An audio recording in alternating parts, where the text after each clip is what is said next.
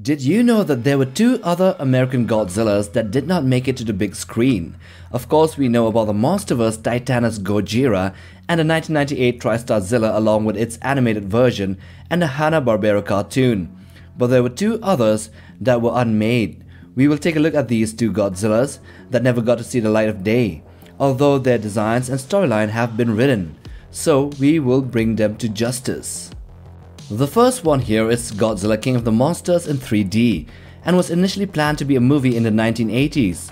The new design of Godzilla was a blend of the classic Godzilla and the Tyrannosaurus Rex. The plan for special effects included the use of miniatures and stop-motion animation. They had also finalized on a storyline which goes as follows. So in a distant land, a meteorite collides with a defense satellite, triggering a nuclear missile to launch and explode in the South Pacific. Deep beneath the ocean floor, a slumbering giant reptilian creature awakens. Across the ocean, a Japanese fishing vessel mysteriously reappears in San Francisco carrying a preserved trilobite. A daring journalist named Dana uncovers a survivor who utters the haunting word Gojira before dying. Dana then seeks the expertise of a paleobiologist named Gerald, who examines the trilobite. But meanwhile, on Otto Island, an American Special Forces squad encounters a colossal reptilian monster, leaving devastation in its wake. Gerald theorizes that the creature is a dinosaur, but the military dismisses his ideas, speculating that it may be extraterrestrial in origin. As researchers transport the creature's lifeless offspring known as Baby Godzilla for study, Gerald names the creature Godzilla based on ancient Japanese dragon myth.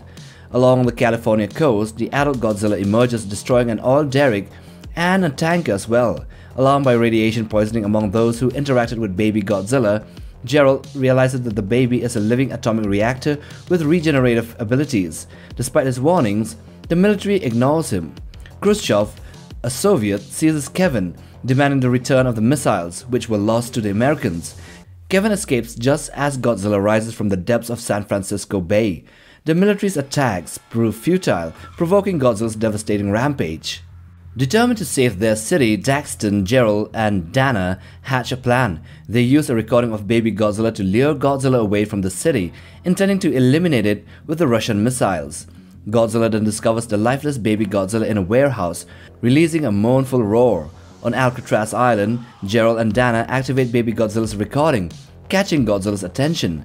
Daxton retrieves the remaining missile and boards a high-tech battle helicopter called Scorpion 78.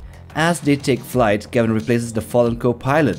Daxton, with a heavy heart, guides the helicopter while Kevin reluctantly fires the missile into Godzilla's throat, ultimately ending the creature's reign. Kevin tumbles from the helicopter but is saved by Godzilla in the last moment. Tearfully, he witnesses Godzilla's final breath. So that's the first cancelled movie. The second one is the 1994 unmade Godzilla vs. Griffin. The Godzilla here is more upright and is greenish in coloration. It is more akin to the Toho variants, while the 1983 is more in the lines of a Zilla-postured dinosaur hybrid. The Godzilla design is largely similar to Heisei Godzilla design, only featuring a more reptilian appearance, with an alligator-like skin, muscular arms for combat, and with slit pupils for the eyes. During the production of the movie, Toho sent concept art for Godzilla from Godzilla vs. King Ghidorah as a reference in designing the new King of the Monsters. And also they finished the storyline, and it goes as follows. In the icy waters off the coast of Alaska, a ship was retrieving a Soviet Union's dumb reactor core, which triggers a devastating explosion, releasing a mysterious substance resembling blood. A scientist named Keith investigates the site, where he and his team accidentally awaken Godzilla, who goes on a destructive rampage.